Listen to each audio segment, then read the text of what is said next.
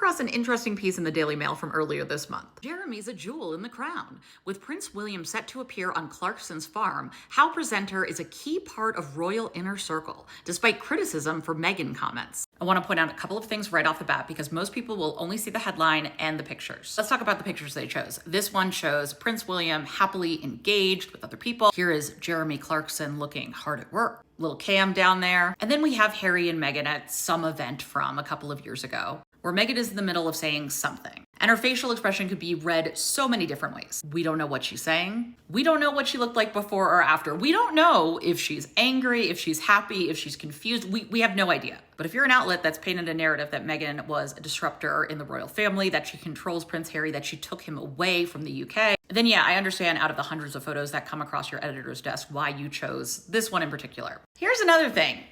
If you didn't know what Jeremy Clarkson said, you might think, well, no big deal. But in December of 2022, the former Top Gear presenter Jeremy Clarkson wrote an op-ed that was deemed sexist by the press regulator, leading to actual repercussions for said column.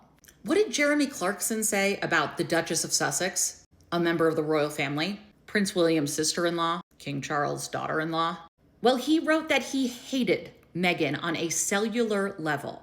And he suggested that she had used, quote, vivid bedroom promises to transform Prince Harry into a, quote, warrior of the woke. And this is the part that most people remember. He said he disliked her more than the serial killer Rose West. And that this man dreamed of one day where Meghan is made to parade naked through the streets of every town in Britain while the crowds chant shame at her and excrement is thrown at her. You know, just those silly little Meghan comments published in his column for The Sun. These are the same people that were bent out of shape because there was a Duchess of Cambridge joke made months later in a show that starred Meghan's friend Priyanka Chopra, as if Priyanka was in the writer's room, as if Priyanka even said the line, as if Meghan has control over the scripts for Amazon Prime, as if there isn't a massive difference between writing for a television show in which there is a very quick joke about the Duchess of Cambridge versus discussing in detail your visceral hatred of a woman that was deemed sexist by Ipsos. The way this piece describes it is that Prince Harry and Jeremy Clarkson had a very public fallout over a controversial article written by Clarkson. Sure. And that the Prince of Wales's appearance on Clarkson's show on Amazon Prime comes 2 years after that.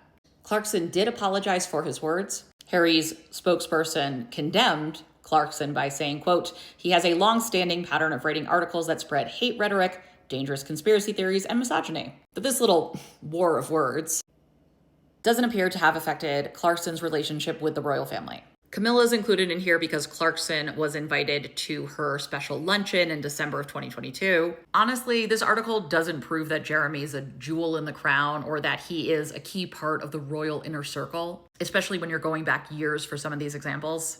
But if I'm Clarkson and this Prince of Wales episode is coming out, I certainly would want to communicate that I am in with the royals and everything's all good. I don't know, does Prince William going on the show signal that all's forgiven with Clarkson, if in fact there ever was an issue? I don't know. It's telling that you are sooner welcomed back into the royal fold if all you do is make heinous, sexist, disgusting comments about a member of the royal family, than if you decide to leave working royal life because a half-in, half-out solution is deemed untenable by the men in gray.